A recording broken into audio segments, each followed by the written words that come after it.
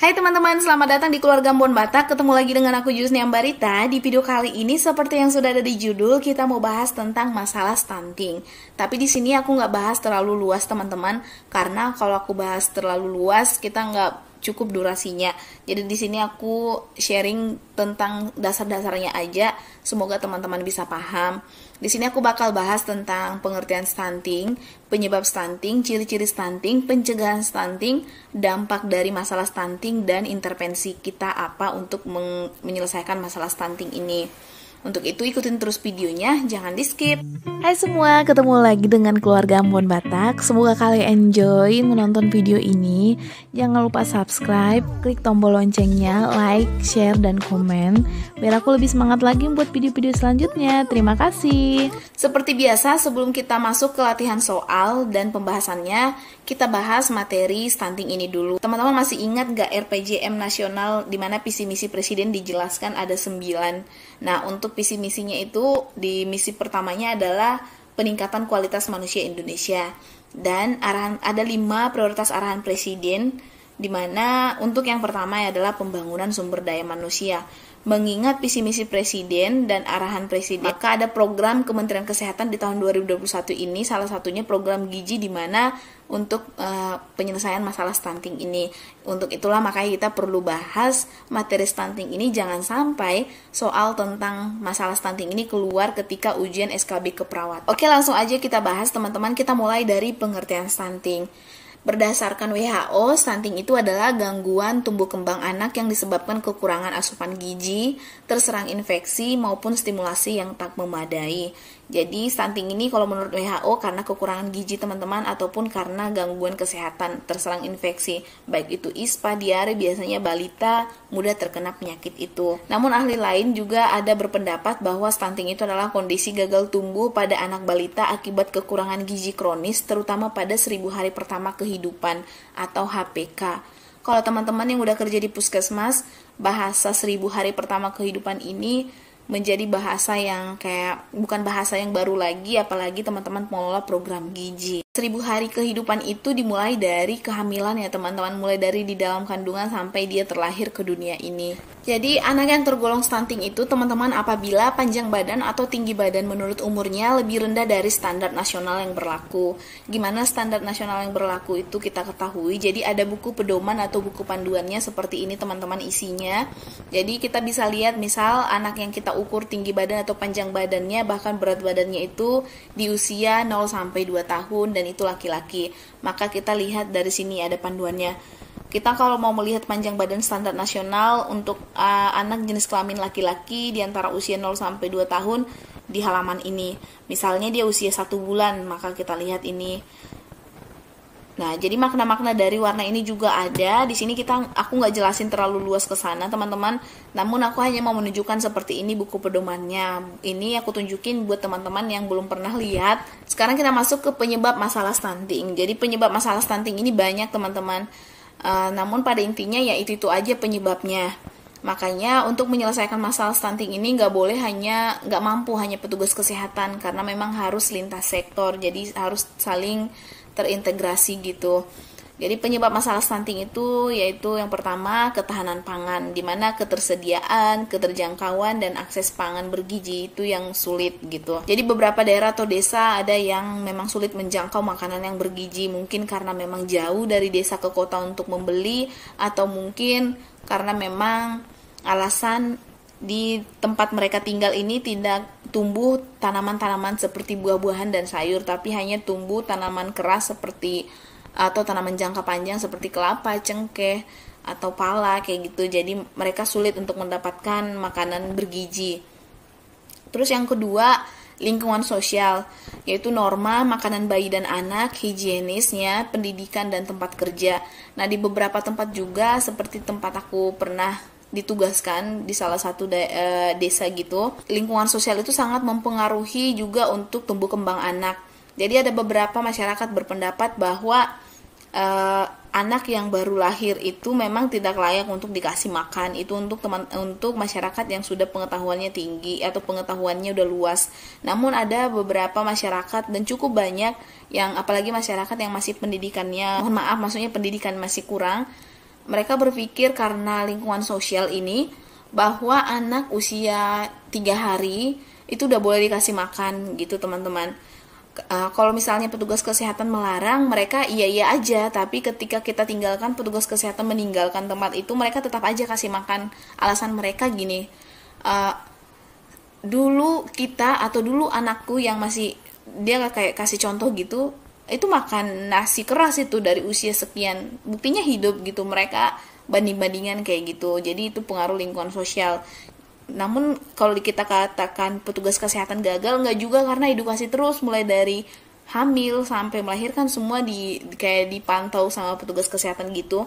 Tapi memang akibat lingkungan sosialnya yang seperti itu dan karena memang pendidikannya mereka yang masih kurang. Terus yang ketiga, penyebab masalah stunting ini adalah lingkungan kesehatan, di mana akses pelayanan preventif dan kuratif ini masih sulit dijangkau.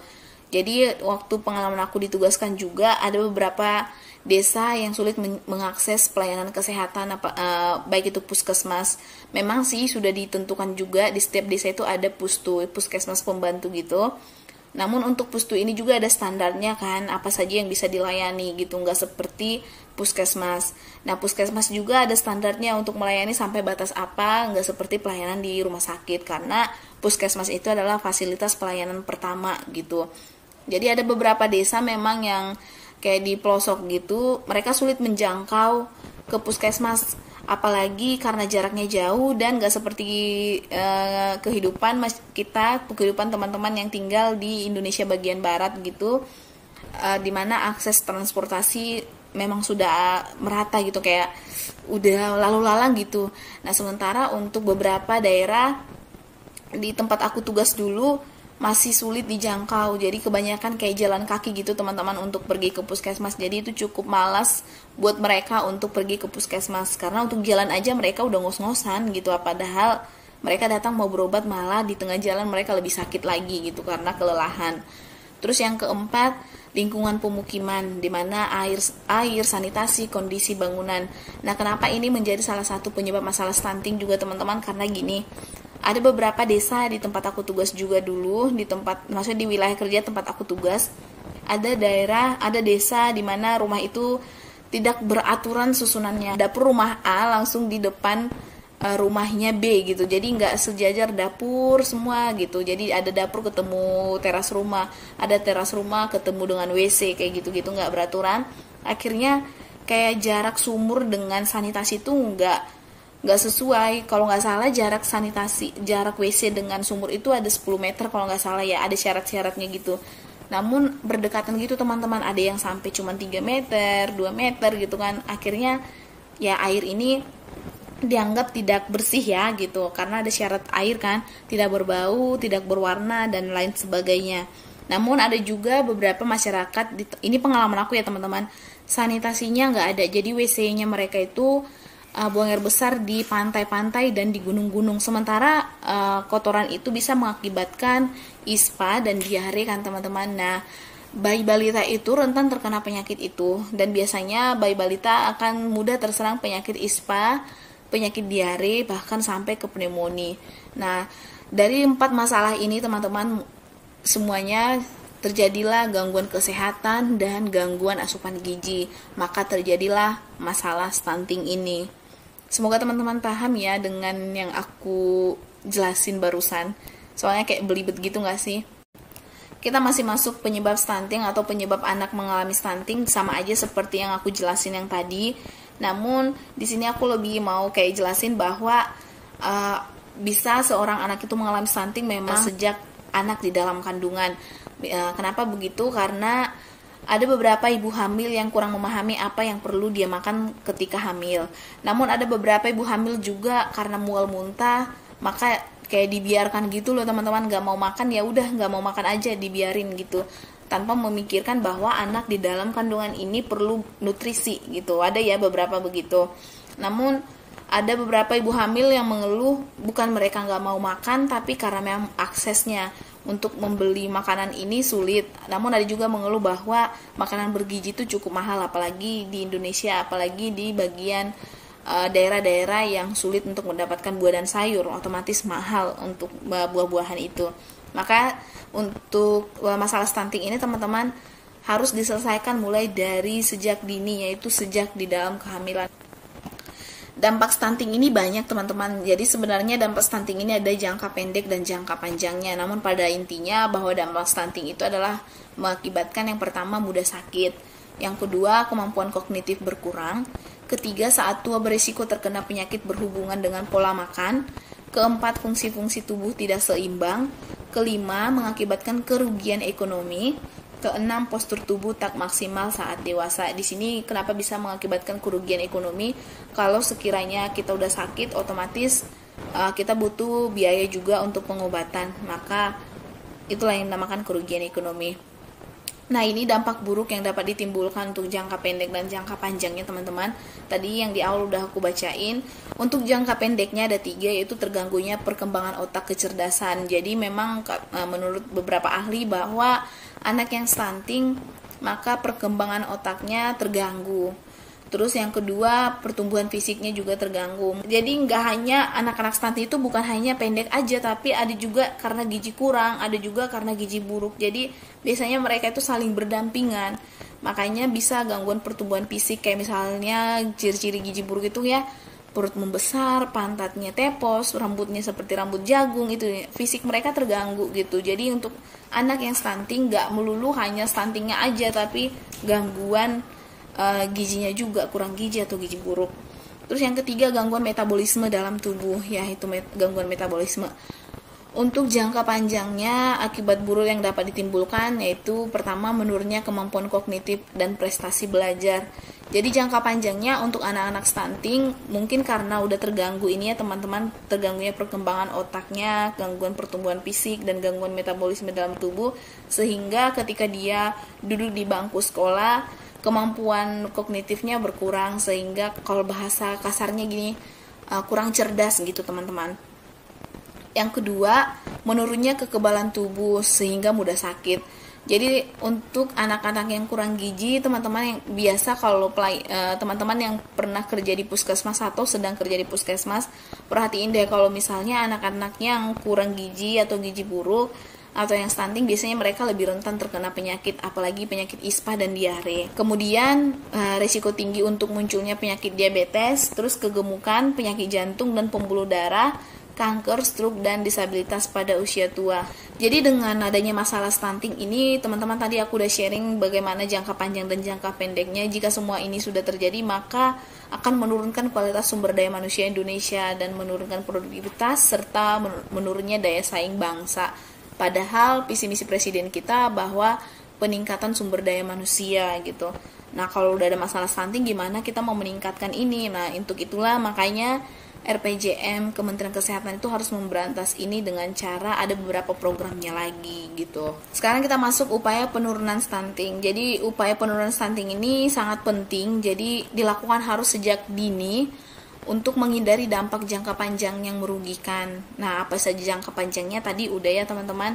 Jadi dia terhambatnya pertumbuhan anak, mempengaruhi perkembangan otak, mempengaruhi tingkat kecerdasan tidak maksimal, menurunkan produktivitas anak pada saat dewasa, menjadikan anak lebih rentan terhadap penyakit. Anak stunting berisiko lebih tinggi menderita penyakit kronis di masa dewasanya. Jadi teman-teman di sini nggak usah bingung loh tadi kenapa dampaknya ada di sini sekarang 6, yang tadi cuma 3 ini. Intinya sebenarnya pada intinya itu aja teman-teman, cuman yang ini dipecah lagi menjadi 6 gitu. Teman-teman bisa baca. Sebenarnya itu aja sih yang dibahas. Akibat stunting ya, tadi akibat stunting aku udah jelasin juga, perkembangan otak dan fisik terhambat, rentan terhadap penyakit.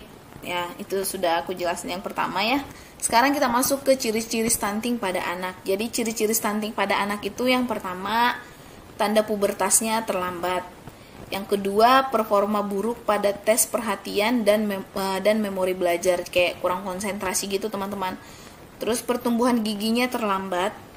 Keempat, usia 8-10 tahun anak menjadi lebih pendiam, tidak banyak melakukan eye contact. Terus pertumbuhannya melambat dan wajah tampak lebih muda dari usianya. Nah, itu dia teman-teman untuk ciri-ciri stunting anak, dihafal teman-teman. Ini ada 6 ciri-cirinya. Yang pada intinya adalah dia pendek atau tinggi badannya tidak sesuai dengan standar nasional. Nah, gimana langkah-langkah pencegahan stunting ini? Jadi langkah-langkah pencegahan stunting ini ada 5. Yang pertama, memenuhi kebutuhan gizi sejak hamil. Lembaga Kesehatan Millennium Challenge Account Indonesia menyarankan agar ibu yang sedang mengandung selalu mengonsumsi makanan sehat dan bergizi maupun suplemen atas anjuran dokter. Selain itu, perempuan yang sedang menjalani proses kehamilan juga sebaiknya rutin memeriksakan kesehatannya ke dokter atau bidan. Jadi teman-teman, untuk mencegah stunting ini dimulai dari kehamilan. Kalau bisa ketika hamil, sebisa mungkin masyarakat atau keluarga atau siapapun itu disarankan semua ibu hamil, kalau di puskesmas itu ada program dari KII juga, minimal ibu hamil itu kunjungan ke fasilitas kesehatan sebelum melahirkan 4 kali. Jadi tujuannya adalah untuk kontrol, harus tahu sudah berapa tinggi pundusnya, harus tahu apa sekarang keluhannya, harus tahu bagaimana keadaan ibunya dan apa yang perlu dikonsumsi dan obat atau suplemen apa yang perlu dikonsumsi sama ibu. Karena dengan cara kontrol ke fasilitas kesehatan, baik itu ke bidan atau ke dokter, maka dapat diketahui lila, yaitu lingkar lengan atasnya si ibu, apakah ibu ini mengalami gangguan elektronik kronis atau gangguan asupan gizi atau apa gitu. Yang kedua, beri ASI eksklusif sampai bayi berusia 6 bulan. Veronika Skerbaum, ahli nutrisi dari Universitas Hohenheim, Jerman, menyatakan ASI ternyata berpotensi mengurangi peluang stunting pada anak berkat kandungan gizi makro dan gizi mikronya. Oleh karena itu, ibu disarankan untuk tetap memberi ASI eksklusif selama 6 bulan kepada sang buah hati. Protein whey dan kolostrum yang terdapat pada susu ibu pun dinilai mampu meningkatkan sistem kekebalan tubuh bayi yang terbilang rentan. Maksudnya di sini teman-teman bahwa memang bayi itu harus diberikan untuk di negara kita, ya aku nggak tahu di luar, tapi yang aku dapat pelajaran selama di bangku pendidikan sekolah dan sampai saat ini, bahwa dikatakan ASI eksklusif itu adalah usia sampai batas 6 bulan, tidak boleh diberi makanan tambahan gitu.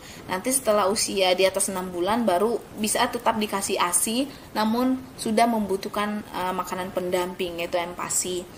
Nah, jadi teman-teman di sini kita menyarankan bahwa semua ibu hamil yang pos melahirkan agar bayinya diberikan ASI eksklusif, nggak usah dikasih makanan tambahan lainnya kalau usianya dari 0 sampai 6 bulan. Karena memang ASI eksklusif ini menurut penelitian bahwa itu bisa meningkatkan sistem kekebalan tubuh bayi. Nah, dalam kolostrum itu kayak sejenis antibiotik yang tidak bisa dibeli dimanapun loh teman-teman, antibiotik termahal gitu, bahasa yang sering digunakan untuk edukasi. Yang ketiga, dampingi ASI eksklusif dan MPASI sehat. Dimana ketika bayi menginjak usia 6 bulan ke atas, maka ibu sudah bisa memberikan makanan pendamping atau MPASI. Dalam hal ini, pastikan makanan-makanan yang dipilih bisa memenuhi gizi mikro dan makro yang sebelumnya selalu berasal dari ASI untuk mencegah stunting. WHO pun merekomendasikan fortifikasi atau penambahan nutrisi ke dalam makanan. Di sisi lain, sebaiknya ibu berhati-hati saat akan menentukan produk tambahan tersebut. Konsultasikan dulu dengan dokter. Di sini teman-teman perlu pendampingan ASI eksklusif dengan MPASI sehat. Jadi untuk ibu-ibu yang memiliki anak di atas usia 6 bulan, itu memang harus kreatif untuk mengolah makanan bayi biar selera makan. Biasanya anak-anak di atas 6 bulan itu, mereka masih terbiasa dengan ASI, kadang malas makan. Nah, disitulah waktu-waktunya ibu harus berkreasi memberikan makanan yang bergizi, gimana si anak mau makan agar tercegah dari stunting. Langkah pencegahan stunting berikutnya, terus memantau tumbuh kembang anak. Orang tua perlu terus memantau tumbuh kembang anak mereka, terutama dari tinggi dan berat badan anak, bawa si kecil secara berkala ke posyandu maupun klinik khusus anak. Dengan begitu, akan lebih mudah bagi ibu untuk mengetahui gejala awal gangguan dan penanganannya. Nah, maksudnya di sini teman-teman, bahwa di puskesmas itu ada program atau kegiatan lah ya. Setiap bulannya minimal 1 kali ke desa untuk melakukan posyandu. Dan di situ, dalam posyandu itu selain mendapatkan imunisasi, juga untuk memantau tumbuh kembang anak. Nanti ahli gizi bakal menjelaskan bahwa misal tumbuh kembang anak ini stuck di mana, atau dia turun atau dia naik. Kalau misalnya obesitas bakal dikasih edukasi, kalau misalnya turun bakal dikasih edukasi juga. Makanya untuk yang memiliki bayi balita, ibu-ibu yang memiliki bayi balita biasanya diedukasi agar tetap rajin untuk memantauan tumbuh kembang atau posyandu, karena dengan kegiatan posyandu bisa memantau tumbuh kembang anak. Kelima, selalu jaga kebersihan lingkungan. Anak-anak sangat rentan akan serangan penyakit, terutama kalau lingkungan sekitar mereka kotor. Faktor ini pula yang secara tak langsung meningkatkan peluang stunting.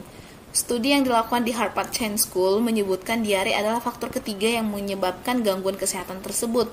Sementara salah satu pemicu diare datang dari paparan kotoran yang masuk ke dalam tubuh manusia. Nah, ini teman-teman, untuk orang tua yang memiliki bayi balita perlu menjaga kebersihan di rumah, bahkan di lingkungan rumah. Karena memang anak bayi balita itu rentan terkena penyakit diare dan ispa. Untuk itu sebisa mungkin hindari lingkungan yang kotor, hindari juga asap rokok biar anak-anak ini, anak bayi balita ini tidak terkena ispa bahkan pneumonia berat. Selain itu, cara mencegah stunting yaitu sejak kehamilan seperti di awal yang aku bilang tadi teman-teman, sejak dalam kandungan janin diberikan asupan gizi yang baik dan seimbang. Nah, sudah tadi aku udah jelasin. Nah, stunting bisa diintervensi dengan 10 cara teman-teman. Yang pertama, ibu hamil mendapatkan tablet tambah darah. Jadi sejak ibu hamil sampai ibu ini sebelum melahirkan, ada obat yang diminum yaitu tablet FS sampai sebelum melahirkan itu sebanyak minimal 90 tablet. Yang kedua, pemberian makanan tambahan ibu hamil, ada PMT juga. Kalau di puskesmas kita, PMT itu biasanya diberikan untuk ibu-ibu yang kayak ibu bumil cake ya. Biasanya PMT diberikan. Terus pemenuhan gizi yang cukup, persalinan dengan dokter atau bidan yang ahli, artinya persalinan di nakes. Kelima, IMD atau inisiasi menyusui dini. Keenam, berikan ASI eksklusif pada bayi hingga usia 6 bulan. Ketujuh, berikan makanan pendamping ASI untuk bayi di atas 6 bulan hingga 2 tahun. Kedelapan, berikan imunisasi dasar lengkap dan vitamin A. 9, pantau pertumbuhan balita di posyandu terdekat. Dan 10, lakukan perilaku hidup bersih dan sehat. Nah, sekarang kita masuk ke jenis intervensi dalam gerakan 1000 hari pertama kehidupan. Jadi ada intervensi gizi spesifik dan intervensi gizi sensitif. Intervensi gizi spesifik ini adalah upaya-upaya untuk mencegah dan mengurangi gangguan secara langsung. Kegiatan yang dilakukan pada umumnya adalah dilakukan oleh sektor kesehatan. Contoh kegiatannya berupa kayak imunisasi, pemberian makanan tambahan pada ibu hamil dan balita, monitoring pertumbuhan balita di posyandu. Jadi sasarannya adalah khusus kelompok yang 1000 hari pertama kehidupan, yaitu ibu hamil, ibu menyusui, anak usia 0 sampai 23 bulan. Sementara kalau intervensi gizi sensitif ini adalah upaya-upaya untuk mencegah dan mengurangi gangguan secara tidak langsung. Nah, biasanya kegiatan ini berbentuk kayak pembangunan pada umumnya non-kesehatan, yang jadi pembangunannya dilakukan oleh non-kesehatan, artinya kayak lintas sektor gitu, dari desa atau dari kelurahan. Contoh kegiatannya kayak penyediaan air bersih, kegiatan penanggulangan kemiskinan, dan kesetaraan gender. Jadi untuk sasaran intervensi gizi sensitif ini adalah masyarakat umum. Jadi tidak dikhususkan untuk 1000 hari pertama kehidupan. Nah, siapa aja sasaran 1000 hari kehidupan? Tadi sudah ya teman-teman, ibu hamil, ibu menyusui, dan anak usia 0 sampai 23 tahun. Nah, sekarang kita masuk ke intervensi gizi spesifik. Di sini lebih ke terperinci gitu teman-teman. Untuk sasaran ibu hamil, intervensi prioritasnya adalah pemberian makanan tambahan bagi ibu hamil dari kelompok miskin. Terus yang kedua, suplementasi tablet tambah darah. Intervensi pendukungnya adalah suplementasi kalsium dan pemeriksaan kehamilan. Intervensi prioritas sesuai kondisi tertentu yaitu perlindungan dari malaria, kayak misalnya pemberian kelambu dan pencegahan HIV. Jadi biasanya ada program HIV juga untuk ibu hamil, langsung memang otomatis setiap ibu hamil dilakukan pemeriksaan HIV dan malaria. Terus untuk ibu menyusui dan anak 0 sampai 23 bulan, intervensi prioritasnya yaitu promosi dan konseling menyusui. Yang kedua, promosi dan konseling pemberian makanan bayi dan anak. Yang ketiga, tata laksana gizi buruk akut. Yang keempat, pemberian makanan tambahan pemulihan bagi anak gizi kurang akut. Dan yang kelima adalah pemantauan pertumbuhan. Untuk intervensi pendukung, yaitu pemberian suplementasi kapsul vitamin A, terus suplementasi taburia, terus imunisasi, terus suplementasi zinc untuk pengobatan diare, dan manajemen terpadu balita sakit atau MTBS. Untuk intervensi gizi spesifik atau sasaran penting, yang pertama remaja dan wanita usia subur. Untuk intervensi prioritasnya adalah suplementasi tablet tambah darah. Nah, untuk anak 24 sampai 59 bulan, Intervensi prioritasnya adalah tata laksana gizi buruk akut, yang kedua pemberian makanan tambahan dan pemulihan bagi anak gizi kurang akut, dan pemantauan pertumbuhan. Untuk intervensi pendukungnya adalah pemberian suplementasi kapsul vitamin A, suplementasi taburia, suplementasi zinc untuk pengobatan diare, dan manajemen terpadu balita sakit atau MTBS. Dan intervensi prioritas sesuai kondisi tertentu yaitu pencegahan kecacingan. Sekarang kita masuk ke jenis intervensi dan kegiatan intervensi di luar dari kegiatan intervensi spesifik atau kegiatan intervensi prioritas maupun pendukung. Nah, untuk jenis intervensi peningkatan penyediaan air minum dan sanitasi, maka program atau kegiatan intervensinya adalah akses air minum yang aman dan akses sanitasi yang layak. Untuk peningkatan akses dan kualitas pelayanan gizi dan kesehatan, maka kegiatan intervensinya berupa program akses pelayanan keluarga berencana, akses jaminan kesehatan atau JKN, akses bantuan uang tunai untuk keluarga kurang mampu.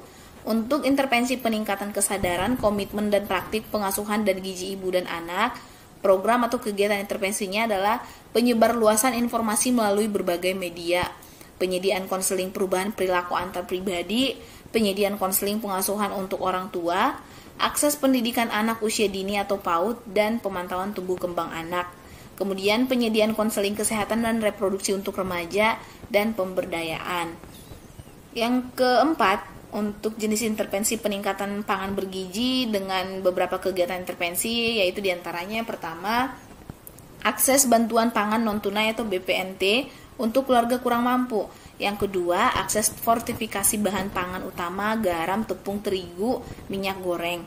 Yang ketiga, akses kegiatan kawasan rumah pangan lestari atau KRPL. Dan yang keempat, penguatan regulasi mengenai label dan iklan pangan. Kegiatan sektor atau OPD terkait. Jadi seperti yang di awal sekali tadi aku bilang teman-teman, bahwa masalah stunting ini tidak bisa diselesaikan oleh petugas kesehatan. Jadi ada beberapa sektor-sektor terkait. Di sini aku jelasin sektor terkaitnya apa dan kegiatan mereka berupa apa untuk penurunan stunting ini. Yang pertama sektor terkait yaitu dari kesehatan. Di sini mereka kegiatannya berupa pembinaan dalam peningkatan status gizi masyarakat. Yang kedua, pembinaan dalam peningkatan pengetahuan gizi masyarakat. Penyediaan makanan tambahan bagi ibu hamil kekurangan energi kronis atau KEK. Terus penyediaan makanan tambahan bagi balita kurang gizi. Berikutnya suplementasi gizi mikro. Berikutnya pembinaan dan peningkatan persalinan di fasilitas kesehatan. Nah, untuk instansi pertanian dan ketahanan pangan, maka kegiatan terkait untuk penurunan stunting ini ada dua, yaitu kayak kawasan rumah pangan lestari atau KRPL dan kawasan mandiri pangan. Yang ketiga, Dinas Kelautan dan Perikanan. Kegiatan yang bisa dilakukan adalah pemasaran dan promosi hasil kelautan dan perikanan. Berikutnya, instansi pekerjaan umum dan perumahan rakyat. Kegiatan yang bisa dilakukan untuk penurunan stunting oleh pekerjaan umum dan perumahan rakyat yaitu sanitasi pedesaan padat karya. Terus PAMSIMAS atau spam pedesaan. Sangat penting juga buat masyarakat yang nggak punya WC, yang belum punya air bersih gitu. Makanya perlu kerjasama lintas sektor. Terus untuk instansi pendidikan, kegiatan terkait penurunan stunting yang bisa mereka lakukan adalah kayak penyelenggaraan PAUD, penguatan usaha kesehatan sekolah. Untuk instansi keluarga berencana, mereka bisa melakukan kegiatan terkait penurunan stunting ini berupa peningkatan promosi pengasuhan 1000 hari pertama kehidupan. Nah, untuk pemberdayaan masyarakat desa bisa dengan pemanfaatan dana desa. Kan untuk dana desa sendiri ada juga untuk bidang kesehatan. Biasanya kalau kita dari puskesmas kerjasama dengan desa. Kalau misalnya ada ibu dengan kehamilan yang kekurangan energi kronis, kita bakal sampaikan, Bapak Desa tolong dibantu, ini ada ibu bumil kek, terus atau ada pasien dengan gizi buruk atau gizi kurang ataupun stunting. Biasanya kita edukasi juga ke desa biar bisa kerjasama saling membantu apa yang mau diberikan, apa yang mau dilakukan. Kayak misalnya pemberian PMT atau pemberian atau edukasi lain gitu teman-teman. Jadi memang harus kerjasama lintas sektor, tidak bisa hanya petugas kesehatan aja untuk menyelesaikan stunting ini. Berikutnya, untuk instansi kependudukan dan catatan sipil mungkin bisa melakukan kegiatan pencatatan sipil akte lahir atau NIK. Terus untuk pengawasan obat dan makanan mungkin bisa melakukan pengawasan produk pangan fortifikasi. Terus desa pangan aman. Untuk instansi komunikasi dan informatika mungkin bisa mengkampanyekan kampanye nasional terkait stunting. Untuk instansi perencanaan pembangunan daerah bisa melakukan kegiatan seperti koordinasi penganggaran kegiatan percepatan penurunan stunting, bisa penguatan koordinasi perencanaan percepatan penurunan stunting, bisa juga advokasi penerapan kebijakan percepatan penurunan stunting. Nah, teman-teman, sampai di sini dulu materi pembelajaran kita, cukup luas, teman-teman. Sebenarnya materi pembelajaran stunting ini memang kalau aku aja pelatihannya itu 4 hari tentang gizi ini, tapi bukan hanya untuk stunting sih, tapi tentang gizi. Ini hanya materi stunting aja cukup luas. Semoga teman-teman bisa paham. Nah, ini kita sekarang masuk ke latihan soal. Aku mau minta bantuan dari teman-teman. Untuk teman-teman yang belum subscribe, please subscribe dan klik tombol loncengnya biar kalian gak ketinggalan dengan video-video selanjutnya. Karena di video selanjutnya aku bakal bahas tentang PIS-PK atau tentang asuhan keperawatan jiwa. Menurut teman-teman kita perlu bahas apa dulu? Please masukannya ya. Oh, jangan lupa di subscribe dulu. Oke, kita masuk ke latihan soal. Yang pertama, gangguan tumbuh kembang anak yang disebabkan kekurangan asupan gizi terserah infeksi maupun stimulasi yang tidak memadai disebut A. Kurang gizi, B. Gizi buruk, C. Stunting, D. Gangguan berat badan, E. Gangguan panjang badan. Jadi jawabannya apa, teman-teman? Oke, teman-teman udah jawab, langsung aja. Jadi jawabannya adalah C. Gangguan sorry. Jadi jawabannya adalah C, yaitu stunting. Jadi ini adalah pengertian stunting ya, teman-teman. Sekarang kita masuk ke soal yang kedua. Siapa sasaran 1000 hari kehidupan? A. Ibu hamil dan ibu menyusui, B. Ibu menyusui, C. Anak balita, D. Ibu hamil, ibu menyusui dan anak usia 0-23 bulan atau baduta, E. Anak usia 0-23 bulan. Siapa, teman-teman? Tadi ada 3 sasaran 1000 hari kehidupan. Ingat saja dari hamil sampai lahir. Oke, langsung aja. Jadi jawabannya adalah D. Ibu hamil, ibu menyusui, dan anak usia 0-23 bulan atau baduta. Yang ketiga, apakah penyebab stunting? A. Kurang istirahat, B. Asupan gizi dan gangguan kesehatan, C. Faktor keturunan, D. Bawaan lahir, E. Minum susu formula. Apa, teman-teman, penyebab stunting? Ya, menurut teman-teman apa di antara kelima ini? Ya, langsung aja. Jadi jawabannya adalah penyebab stunting adalah B. Asupan gizi dan gangguan kesehatan. Keempat, apa saja dampak stunting pada jangka panjang? A. Mudah sakit, B. Kemampuan kognitif berkurang, C. Fungsi-fungsi tubuh tidak seimbang, D. Gangguan metabolisme, E. Semua jawaban benar. Tadi ada banyak ya, teman-teman, untuk jangka panjangnya. Sebenarnya dijelaskan tadi cuma 2, tapi di dalam 2 itu bisa terpecah-pecah menjadi 6 tadi. Ya, apa itu, teman-teman? Langsung aja, jadi jawabannya adalah E. Semua jawaban benar. 5. Jenis intervensi dalam gerakan 1000 hari terdiri dari 2, yaitu secara langsung dan tidak langsung. Apa saja upaya-upaya untuk mencegah dan mengurangi gangguan secara langsung? A. Pemberian PMT pada ibu hamil dan balita, monitoring pertumbuhan balita di posyandu. B. Pemberian PMT pada ibu hamil KEK. C. Penyediaan air bersih. D. Penanggulangan kemiskinan. E. Kesetaraan gender. Jadi apa, teman-teman? Langsung aja jawabannya adalah A. Jadi upaya-upaya untuk mencegah dan mengurangi gangguan secara langsung, kita bisa pemberian PMT pada ibu hamil dan balita. Terus kita bisa juga memonitoring pertumbuhan balita di posyandu. Wow, akhirnya teman-teman sampai juga di penghujung video ini.